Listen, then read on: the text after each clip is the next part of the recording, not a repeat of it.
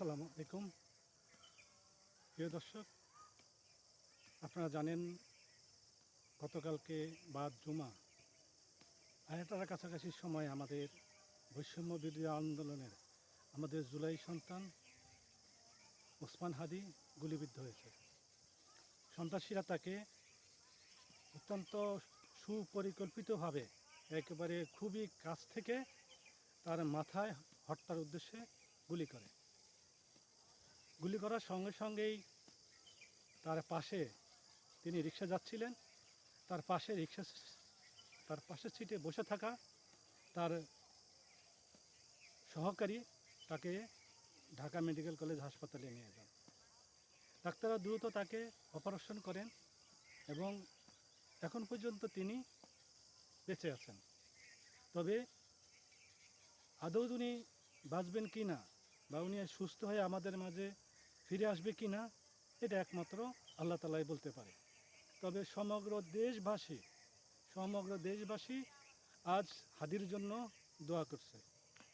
হাদি এখন হয়ে উঠেছে জাতীয় সন্তান, দেশের সন্তান, জাতীয়তাবাদী চেতনার সন্তান, ভারত বিরোধী সন্তান। ওসমান হাদি কে, কোথা থেকে এসেছে, কোথায় জন্মগ্রহণ করেছে, কার সন্তান, এটা আমাদের জানার বিষয় না। এটা আমরা জানার প্রয়োজনও বোধ করি না। কারণ ওসমান হাদি এই জুলাই আন্দোলনের পরে প্রমাণ করেছে যে সে দেশের সন্তান, আমাদের সন্তান, পুরা জাতির সন্তান। সে জুলাই পরবর্তী বর্তমান 16-17 মাস ধরে বাংলাদেশের স্বৈরাচার, বাংলাদেশের ভারত বিরোধী এবং যারা রাষ্ট্রকে অস্থিতিশীল করতে চায় তাদের বিরুদ্ধে সোচ্চার ছিলেন, জোরালো বক্তব্য রেখেছেন, আন্দোলন গড়ে তুলেছেন। আর এসব কিছুই তার এই বিপদের জন্য কাল হয়ে দাঁড়িয়েছে। প্রিয় দর্শক, একটি স্বাধীন দেশে আমি যদি আমার স্বাধীন মতামত প্রকাশ করতে নাই পারি, স্বাধীন মতামত প্রকাশের জন্য আমাকে যদি জীবন দিতে হয়, তাহলে আমি কিসের স্বাধীন দেশে বাস করি? কোথাকার স্বাধীন দেশে বাস করি? স্বাধীনতার মানে কি একটি ভূখণ্ড বাস? এমনটা কিন্তু না।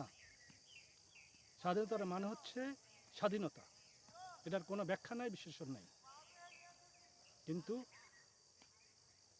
বিভিন্ন সময়ে আমাদের পার্শ্ববর্তী দেশ, আমাদের অভ্যন্তরীণ পার্শ্ববর্তী দেশের এজেন্টরা এবং আমাদের নানাবিধ দেশবিরোধী গোষ্ঠী আমাদের দেশকে অস্থিতিশীল করার জন্য